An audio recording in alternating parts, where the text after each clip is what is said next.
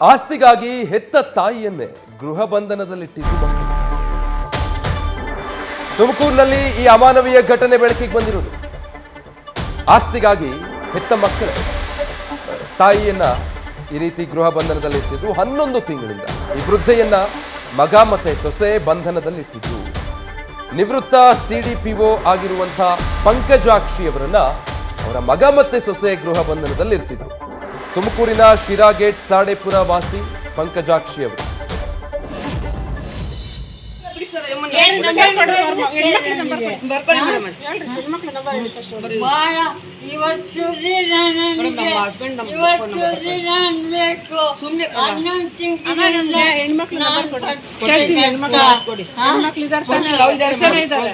ಇಬ್ರು ಹೆಣ್ಮಕ್ಳ ಏನ್ ಹೆಸರು?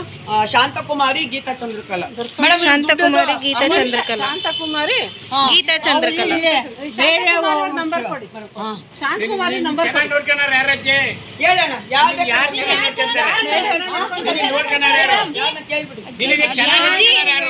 ಅಜ್ಜಿ ಯಾರು ಚೆನ್ನಾಗಿ ನೋಡ್ಕೋತಾರೆ?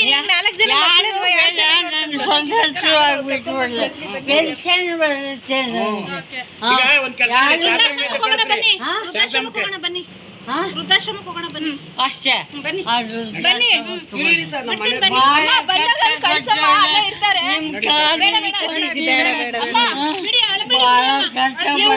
ಕಳ್ಸಮ್ಮ, ಕರ್ಕೊಂಡು ನಡಿಯಮ್ಮ, ಒಂದು ಆಟ ಗಿಡದಾಗೆ ಕರ್ಕೊಂಡು ಹೋಗಮ್ಮ. ಪೇಪರ್ ಇಟ್ಬಿಡಿ ಅಜ್ಜಿಯಲ್ಲಿ, ಪೇಪರಲ್ಲಿ ಇಟ್ಬಿಡಿ, ಪೇಪರಲ್ಲಿ ಇಟ್ಬಿಡಿ. ಅಲ್ಲಿ ಅಜ್ಜಿ, ಆಮೇಲೆ ನಿಮ್ಮ ಮಕ್ಕಳು ಬಂದ್ಮೇಲೆ ಅವ್ರ ವಾಪಸ್ ಬರೆಯೋರಂತೆ. ಬನ್ನಿ ಬನ್ನಿ ನಮ್ಮ ಜೊತೆ ಬನ್ನಿ. ಅಯ್ಯೋ ಬಾಗಿಲು ಬೀಗ ಹಾಕ್ಬೇಕವ್ವ, ಎಲ್ಲ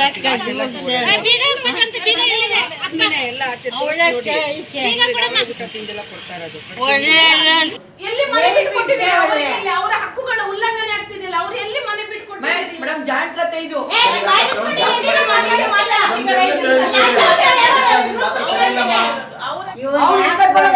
ಮನೆ ಸಾಮಾನೆಲ್ಲ ಕರ್ಕೊಂಡು ಹೋಗಿದ್ದೇನೆ.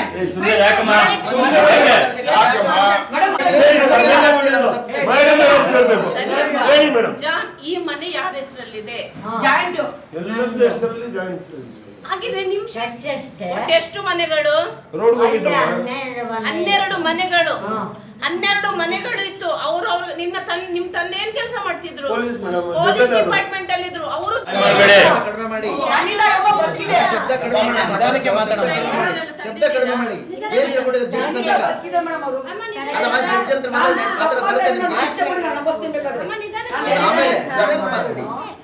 ಆಚೆಗೆ ಹಾಕಿ ಕ್ಲೀನ್ ಮಾಡಿಸ್ಕೊಂಡು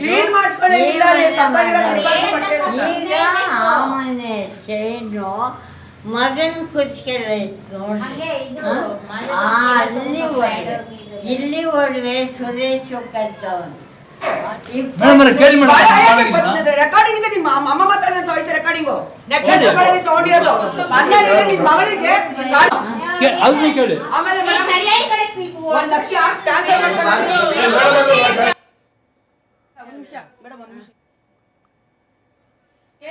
ಮೇಡಮ್. ಅದನ್ನ ಹುಡುಕ್ಬೇಕು ನೋಡಿ, ಎಷ್ಟು ಅಮಾನವೀಯವಾಗಿ ಆ ವೃದ್ಧೆಯನ್ನ ಮಗ ಸೊಸೆ ಸೇರಿ ಗೃಹ ಬಂಧನದಲ್ಲಿ ಇಟ್ಟಿದ್ದಾರೆ. ಅದು 11 ತಿಂಗಳು. ಕೊನೆಗೆ ಇದು ಬೆಳಕಿಗೆ ಬಂದ ಮೇಲೆ ಅಧಿಕಾರಿಗಳೆಲ್ಲ ಬಂದು ಚೀಮಾರಿ ಹಾಕಿದ್ದಾರೆ ಮಗ ಸೊಸೆಗೆ. ಆಗ್ಲೂ ಅವ್ರಿಗೆ ಬುದ್ಧಿ ಬಂದಂಗಿಲ್ಲ. ನಾವು ಹಂಗೆ ಮಾಡಿಲ್ಲ ಅಂತಾನೆ ವಾದ ಮಾಡಿದ್ದಾರೆ. ಕೊನೆಗೆ ಇವರನ್ನ ರಕ್ಷಿಸಲಾಗಿದೆ. ಇವತ್ತು ಮಧ್ಯಾಹ್ನ 3 ಗಂಟೆಗೆ ಸಖಿ ಸೆಂಟರಿನ ಅಧಿಕಾರಿಗಳು ನಮ್ಮ ಜಿಲ್ಲಾ ಕಾನೂನು ಸೇವಾ ಪ್ರಾಧಿಕಾರಕ್ಕೆ ಈ ಅಮ್ಮನನ್ನು, ವೃದ್ಧೆಯನ್ನು ನಮ್ಮ ಕಚೇರಿಗೆ ಕರ್ಕೊಂಡು ಬಂದರು.